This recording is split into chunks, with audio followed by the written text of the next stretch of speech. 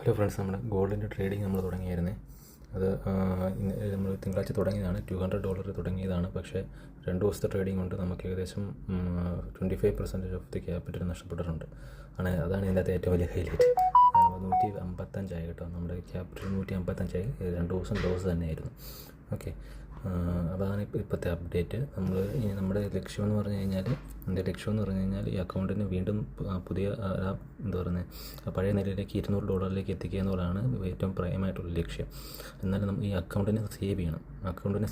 Save ചെയ്യണമെങ്കിൽ നമുക്ക് ചെറിയ ചെറിയ പ്രോഫിറ്റുകൾ എടുത്ത് നമുക്ക് അതിനെ $200 എത്തിച്ചാൽ ഈ അക്കൗണ്ട് നമുക്ക് സേവ് ചെയ്യാൻ പറ്റത്തുള്ളൂ.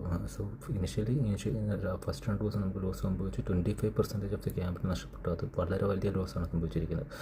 അതായത് ഈ ഗോൾഡിൽ കുറേ നാളായിട്ട് ട്രേഡൊന്നും ചെയ്യുന്നില്ലായിരുന്നു. അതിൻ്റെ പ്രശ്നങ്ങളും കാര്യങ്ങളും ഉണ്ട്. ഓക്കെ, അപ്പോൾ ഞാൻ ഗോൾഡിൽ ട്രേഡ് ചെയ്യുമ്പോൾ ഞാൻ 30 മിനിറ്റ്സിലാണ് ട്രേഡ് ചെയ്യുന്നത്.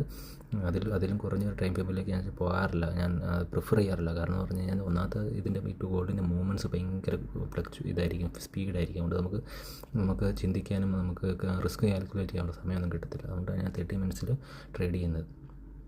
എൻ്റെ മാക്സിമം എൻ്റെ ട്രേഡ് ഐഡിയാസ് വരുന്നത് ചിലപ്പോൾ 4 hours ആയിരിക്കും. അല്ലെങ്കിൽ 4 hours ട്രേഡ് ഐഡിയ വന്നിട്ട് ഞാൻ ചിലപ്പോൾ എക്സിക്യൂട്ട് ചെയ്യുന്നത് 30 മിനിറ്റ്സിലായിരിക്കും. അങ്ങനെയാണ് ഞാൻ നേരത്തെ ചെയ്തുകൊണ്ടിരുന്നത്. ഇപ്പം ചെയ്യാൻ ഉദ്ദേശിക്കുന്നത് അങ്ങനെയാണ്.